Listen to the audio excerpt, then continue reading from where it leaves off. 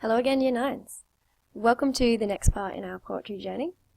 Today we're going to be looking at ode poetry. So the ode originated back in the 7th century in ancient Greece, so over 1,000 years ago, and it was traditionally a way to tell a story from different perspectives. So they actually had 3 parts of it and they would perform it. They'd have a strophe, which was one side of the story. The next part would be an antistrophe, which would be the counterpart, so actually showing the other side. So you'd actually get to see, the 2 different viewpoints of the one story. And then they'd end with the 3rd part known as the epode, and that would be a recount of the whole adventure. So a real neutral recollection, bringing everything together. But after a couple of 100 years, people realised that if you commit to just one side, it can be a really effective way of expressing a point of view. And so we have the modern form today where the ode developed into a formal address to a person or a thing. So the writer or author is actually speaking directly to the person or thing it's trying to express its perspective about. So the aim is to actually share some really personal emotions and experience and really make a point to a particular person about something that's going on. And we'll get into more about what that looks like in a minute. Talking about the structure, there's actually no set structure to an ode.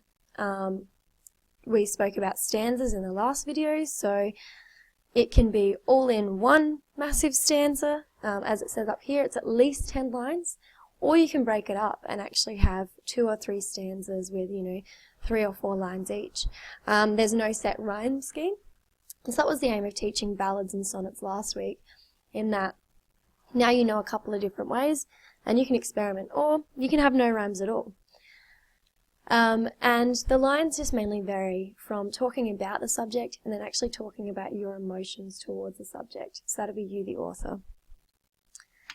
Now the features of the odes, because the most effective ones actually directly engage with the reader or listener, and the aim is to grab their attention in powerful ways and make them think. We've got some really strong poetic techniques. You want to write in first person, again making it really personal, and just really engage with the reader.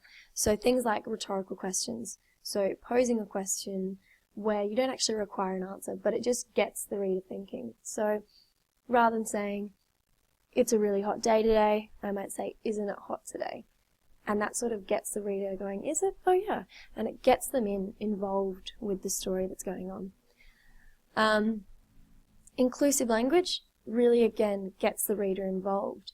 Rather than just saying, "I have had a tough year," you can say, "We've all had a tough year." And it really gets them on board with whatever point you're trying to make about your story. And then finally, we've got loaded language. So really strong words that appeal to emotions. So rather than just saying that someone's a bad person, they're a horrible person. So really get onto that thesaurus and look if there's some stronger language you can be using rather than the simple words. Going into an example, I have found an ode to a cake. Hopefully we're going to be looking at some more odes on some bigger issues, but just to bring it back to some really simple things, we've got an ode to the cake. It says, "Oh cake, there's something I just can't take. The way you sit there, all cakey and nice, behind the counter at a dangerously affordable price. Oh cake, what am I to do?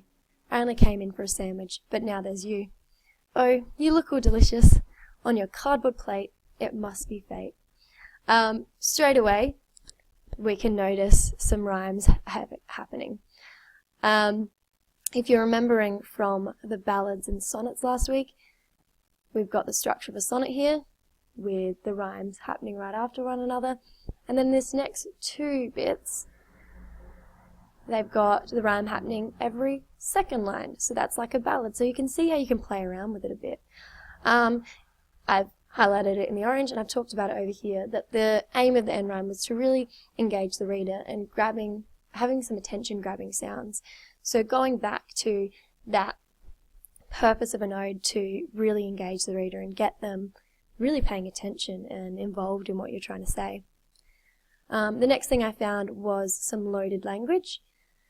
So dangerously affordable price. Rather than just like a cheap price or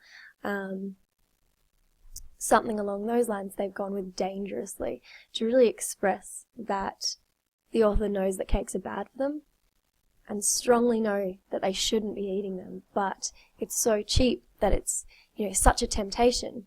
Going into about what that is there.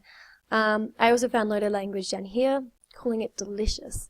Not just nice tasting, they've gone with that really strong word of delicious.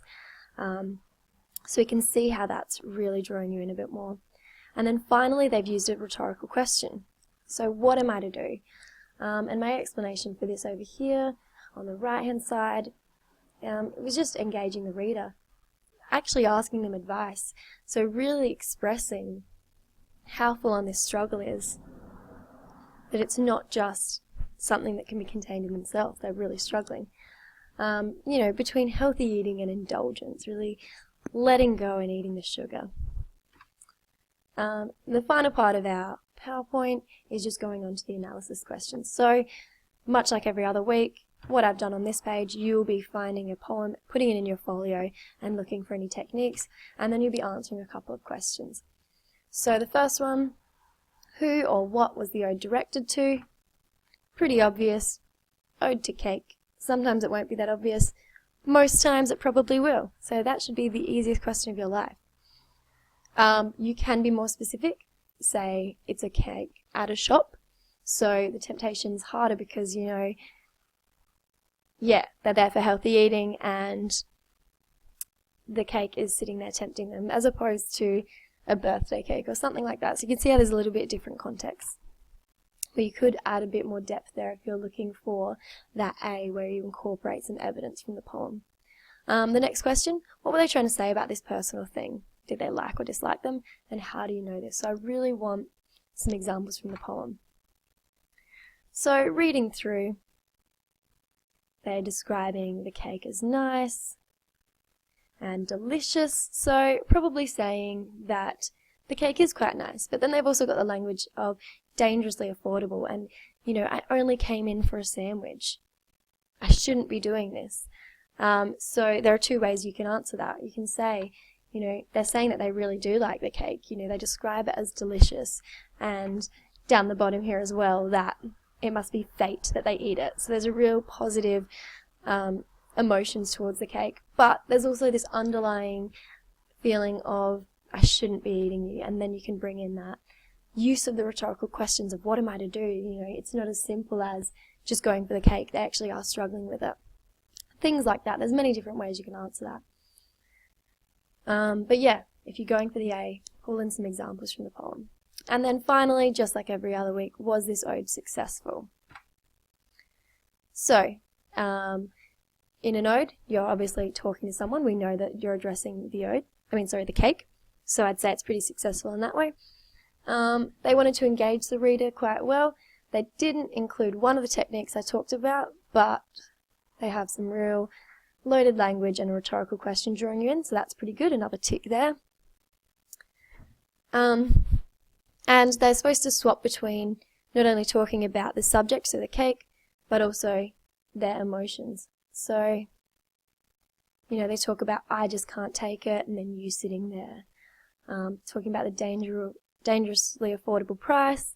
So another side, not just how it looks, something else going on there. They bring it back to themselves about their personal struggle, and then it goes back to the cake. So they do actually swap between talking about themselves and their personal emotions and then the cake. So I'd say this is a pretty successful poem. And again, the sort of things I just rambled about then, you'd be putting in your answer, writing about why it is successful.